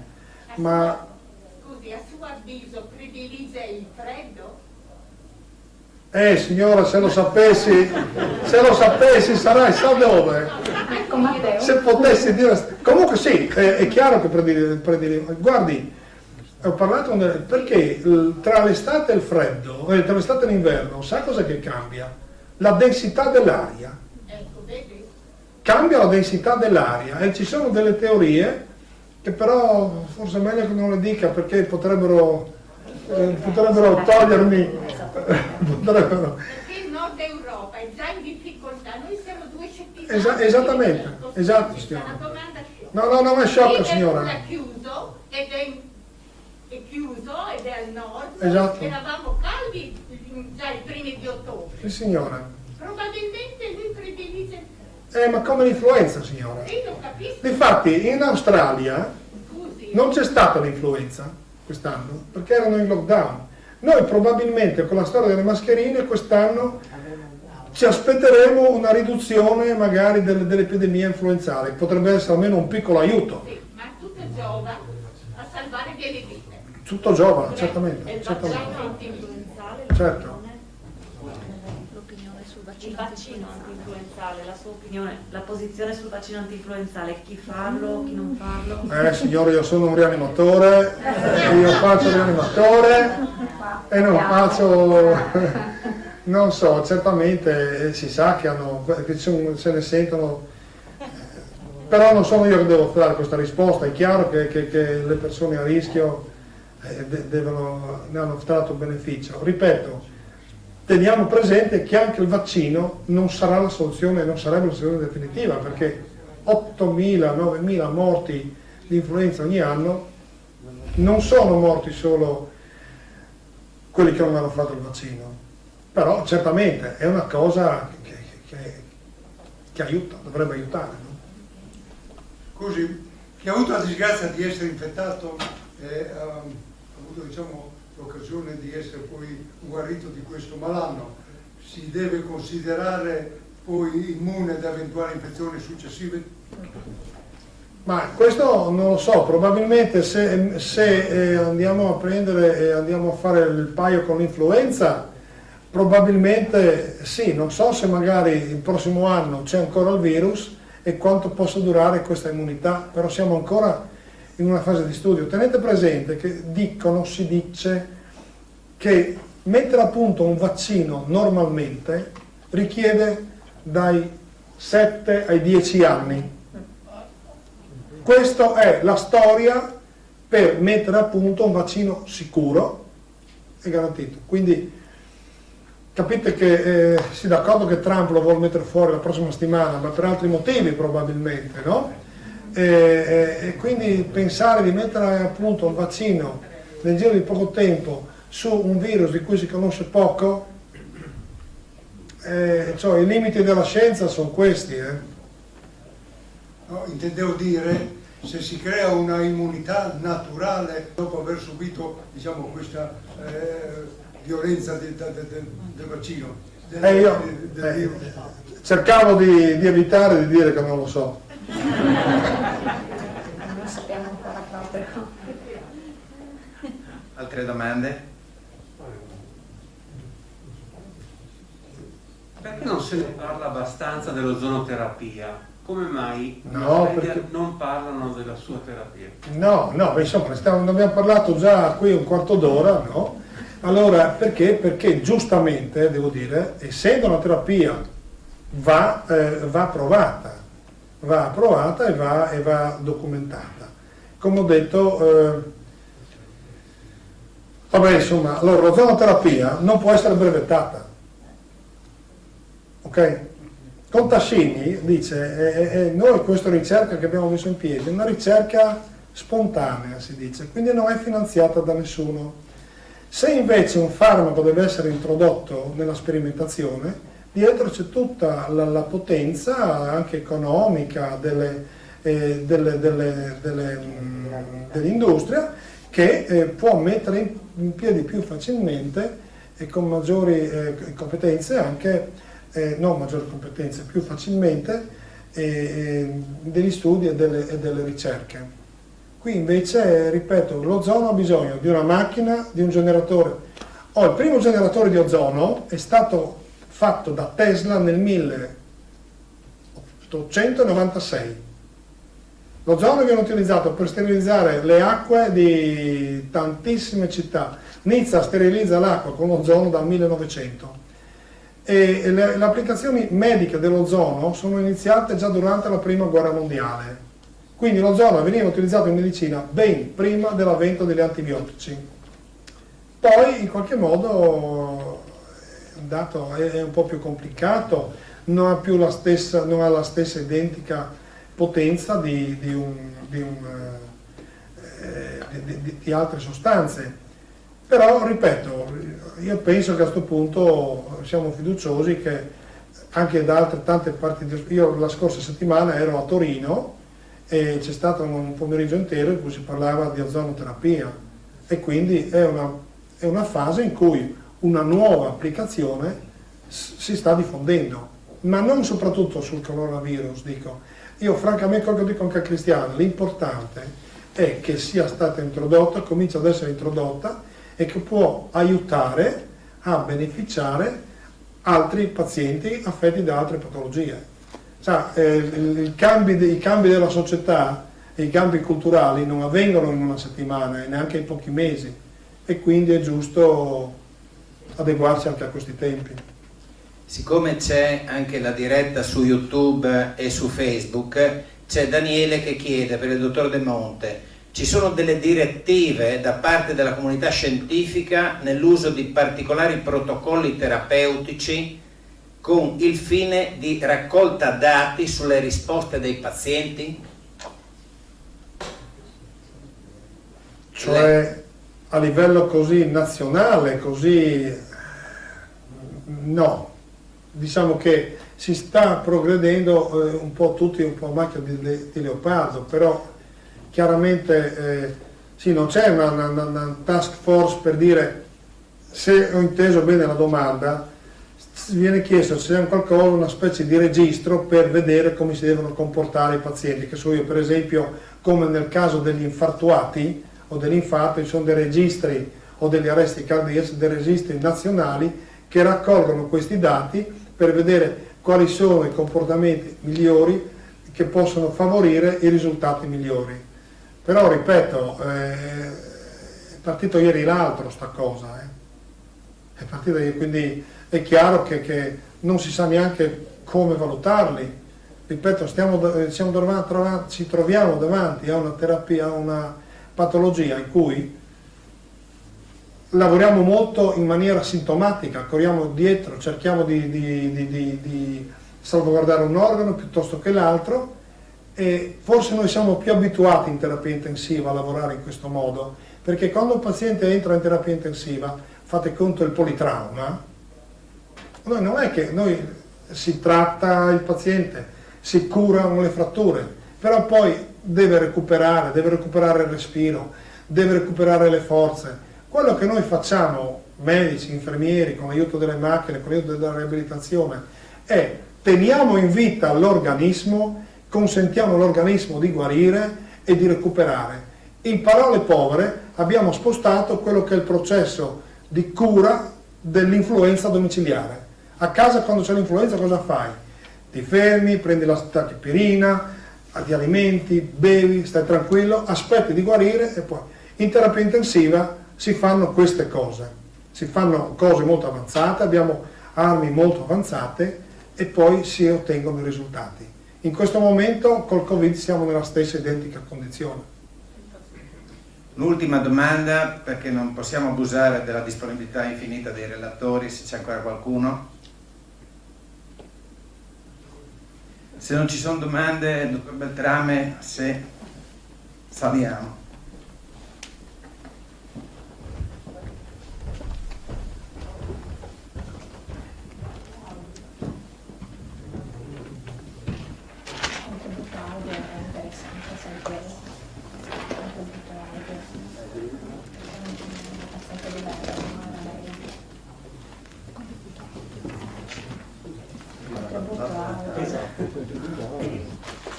Scusate, c'è Cristiano, c'è una cosa, scusa, no, Cristiano ci tiene molto. No, era interessante perché vi avevo portato questo, anche il contributo audio, no? Perché è molto bello sentire come ha vissuto un paziente, no? Perché noi vi abbiamo detto quello che abbiamo vissuto noi, no? Un pochino, e riportato quello che è stata l'esperienza dell'operatore, no? Però è interessante capire come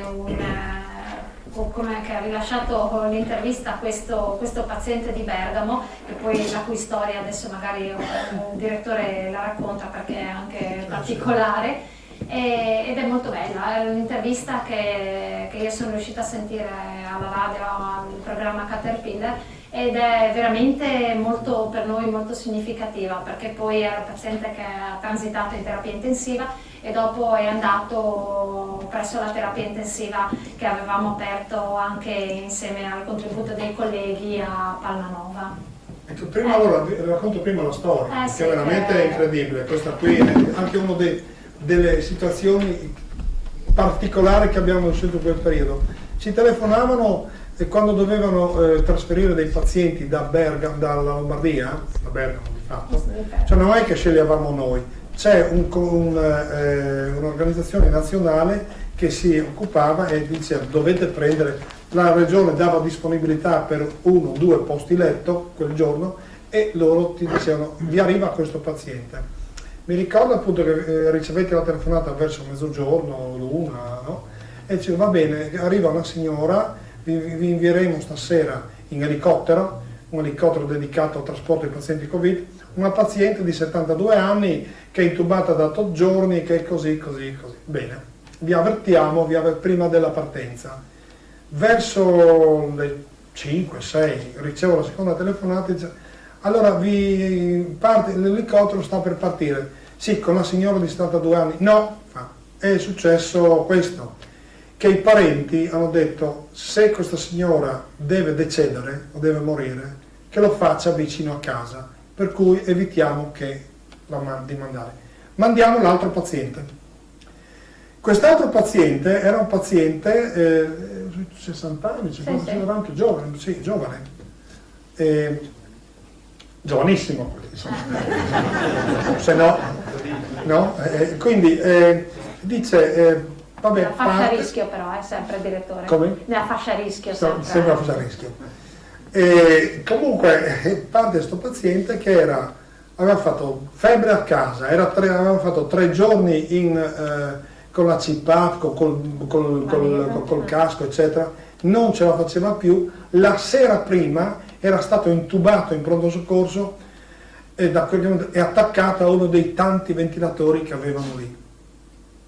Probabilmente se fosse rimasto lì non so come sarebbe andato. Io l'ho sempre paragonato, sai, a quei casi in cui dice che fortuna che ho perso l'aereo perché l'aereo è precipitato. Lì siamo stati al contrario. Non so, io spero che l'altra signora sia sopravvissuta, però molto probabilmente quel paziente lì ce l'avrebbe avuto molto dura, perché l'ha avuta dura da noi, figuriamoci in una situazione da tregenda come era lì a Bergamo. Possiamo far andare il contributo?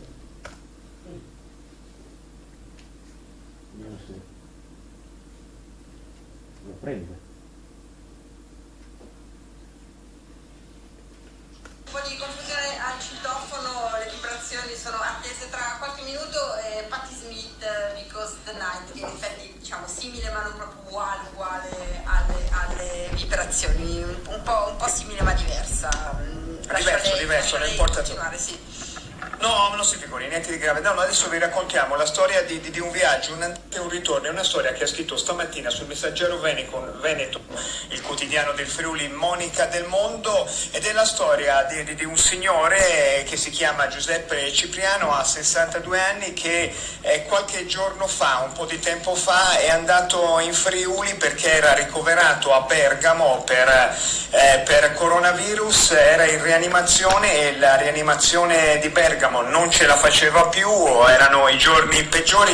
E vi ricordate, vi avevo raccontato il lavoro che faceva Piero Paolini, il rianimatore di Pistoia, che smistava le persone, e il signor Cipriano è stato trasferito in rianimazione a Udine, poi è andato all'ospedale di Palmanova e stamattina è uscito. Noi l'abbiamo cercato molto rispettosamente per dire se ci voleva raccontare, e lui ha detto volentieri, sono un ascoltatore di Caterpillar. È arrivato a casa a Bergamo da qualche ora, gli diciamo buonasera Giuseppe e ci dica come sta. Molto meglio adesso, grazie, buonasera. A casa c'è tutto un altro amore, ho avuto un'accoglienza da parte della mia famiglia commovente. Poi sai, in questo periodo c'è la lacrima facile. Ma si figuri, piangiamo noi che piangiamo per qualsiasi cosa. Cipriano, ci racconta un pezzo di questo viaggio. Cominciamo dal viaggio di andata, se ha voglia. Lei l'ha ricostruito dopo perché era in rianimazione ed era incosciente. Sì, io credo di essere rimasto sedato per circa 3 settimane. Questo mi è stato riferito ovviamente, durante le quali ho avuto un'attività onirica intensissima, fatta di un unico lungo sogno, che per me è durato 3 settimane, ma magari invece solo l'ultimo giorno, e in cui ovviamente era un sogno fatto di prigionia, rapimenti, organizzazioni criminali, nei tentativi o di fuga o di trattativa con i rapitori, quindi insomma un sogno che mi agitava molto, dove volevano farmi credere di essere a Udine o a Palmanova, mentre in realtà io sapevo di essere a Milano in un certo sottoscala. E quindi quando mi hanno risvegliato a Palmanova dicendomi vieni da Udine, sei a Palmanova, io ho detto eccola lì, la conferma che avevo ragione, che qui sono prigioniero. E forse i medici e gli infermieri hanno pensato che avessi avuto un danno neurologico, visto che ho tentato anche di saltare giù dalle sponde del letto, ovviamente non avevo forze. Poi però per fortuna insomma mi sono ripreso, mi hanno fatto fare una videochiamata con la mia famiglia per la prima volta dopo un mese circa che non avevo contatti con nessuno, ed io ho capito che ho imparato a distinguere sogno e realtà. E ho cominciato ad apprezzare. Dica.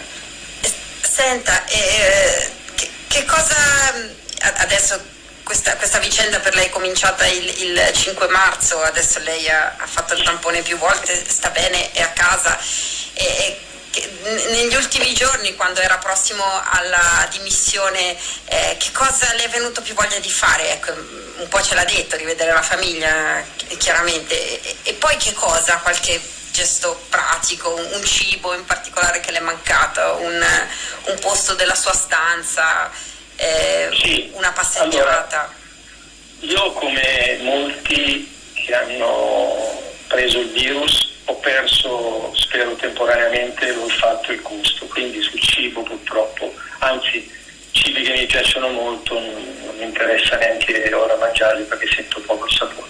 Il mio letto mi è mio letto perché ho passato molte notti insonni, per i pensieri, perché anche, vabbè, insomma, il letto non era comodissimo, era uno di quei letti ospedalieri, quindi il mio letto sicuramente. E poi comunque io abito in una casa con un grande giardino, quindi mi mancava la vista delle montagne. Cipriano, lei nell'intervista che ha fatto per il Messaggero Veneto ha raccontato di fatto di essere stato curato bene, adesso sta bene, prima in rianimazione a Udine e poi a Palmanova, e poi dice una cosa che io mi sono commosso, dice che a un certo punto le hanno massaggiato i piedi con dell'olio. Sì, guardi, è uno mi scusi, cerco di stare. Sì, è venuto una sera un infermiere e mi ha chiesto se volevo un massaggio ai piedi, e in quella condizione di estrema fragilità mi è sembrato un grande regalo. Tutto qui. Un'altra, ma non è finita, un'altra infermiera, io sono stato portato con un camice ospedaliero, quindi ero nudo, non avevo niente, non mi potevo cambiare, non avevo le ciabatte, quando poi ho cominciato a camminare giravo a piedi nudi. Un giorno è venuta un'infermiera e mi ha detto: ti ho comprato con i miei soldi un pigiama. E poi è venuta la cardiologa, mi ha portato un libro e gli occhiali da lettura che non avevo. Ecco, tutti i gesti spontanei non dovuti, che uniti anche alla competenza mi hanno fatto sentire un'umanità forse anche un po' inaspettata, ecco. Ma adesso, ecco, E lei lo racconta, no? Cioè, le avevano un po' circola così, un po' il luogo comune dei friuliani un po' freddi, esatto. E lei dice: io mi sono resa conto che tutt'altro, insomma, i gesti che racconta sapesse i triestini, Cipriano. No, ci permettiamo di fare delle battute. La ringraziamo di questo racconto, Cipriano, le auguriamo dei giorni belli a casa ascoltando la radio, poi un ritorno al lavoro. Lei è di Bergamo, se non lavora cosa ci sta a fare al mondo? A noi piace sottolineare, ma ognuno ha le sue visioni, che tutta questa macchina che cura le persone, che non chiede soldi in cambio, è il Servizio Sanitario Nazionale. Io mi commuovo, penso. No, ha proprio ragione, sono persone che guadagnano una miseria e che sono costrette a lavorare 7 ore con un camice impenetrabile, doppie soprascarpe, pellicola Domopac fino al ginocchio, mascherina impenetrabile e visiera, doppi guanti di silicone, non possono grattarsi il naso, non possono bere, non possono andare in bagno per 7 ore, muoiono di caldo e comunque ti sorridono, ti assistono. E sono capaci di gesti come quelli che ci ha raccontato. Signor Giuseppe, grazie, davvero bentornato a casa, come si dice, veramente. Saluti la moglie e la ringraziamo moltissimo. Questo di solito è uno spazio che noi a Caterpillar dedichiamo al personale sanitario, quindi alle persone che sono dentro quei camici, come raccontava il signor Giuseppe. Oggi un racconto anche un po' dell'altra parte di tutta questa storia. 19:20, l'invito è sempre quello di raccontarci se conoscete persone, operatori sanitari che in questo momento secondo voi hanno voglia di condividere con noi un pezzetto.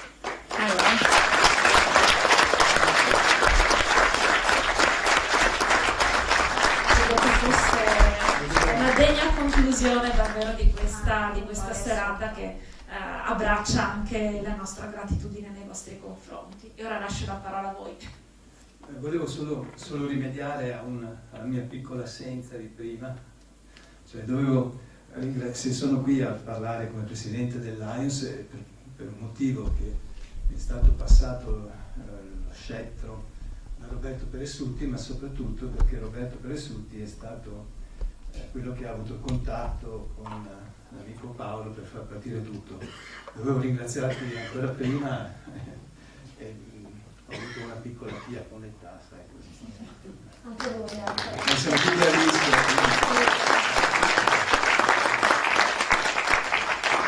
Adesso donne abbiamo il nostro omaggio che diamo sempre ai relatori e il biloncino dei nostri 50 anni. Metto la mascherina per stare vicino, però perché sennò... Il biloncino del 50 anni del Lions e un libro di storia guarneriana. Bellissimo. Fatto da noi. Grazie mille. Grazie.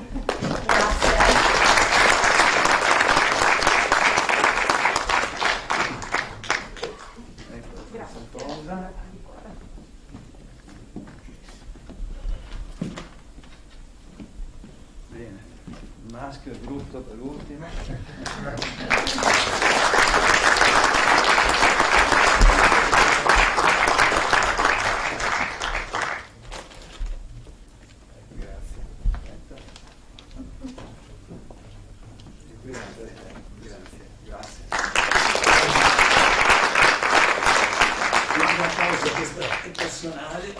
Non si può uscire da San Daniele senza almeno un quarto di prosciutto.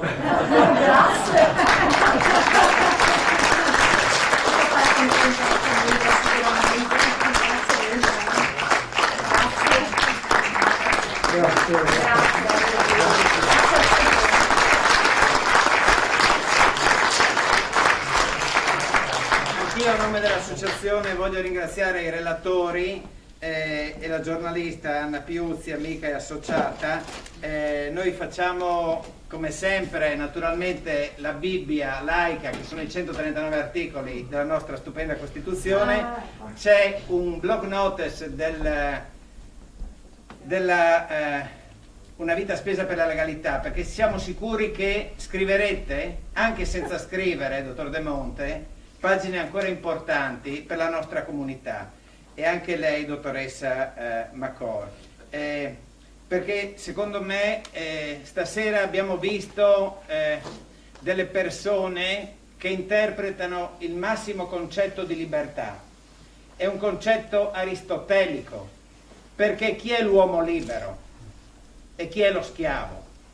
L'uomo libero è chi appartiene alla sua comunità e la sua comunità gli appartiene, e questi, secondo me, ma penso di interpretare fedelmente anche il vostro pensiero, sono testimoni di libertà, perché le comunità nelle quali vivono appartengono loro e loro sicuramente appartengono alla comunità, e di questo vi ringrazio.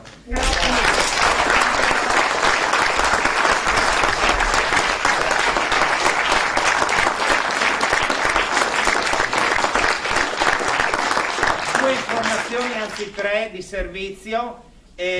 Il 23 di ottobre, venerdì della prossima settimana, ci sarà una videoconferenza col Presidente emerito della Corte Costituzionale, il professor Ugo De Siervo, che abbiamo avuto ospite 2 volte a San Daniele, che parlerà su i parlamentari li scegliamo noi, e vedete e potete ritirare le cartoline invito all'ingresso.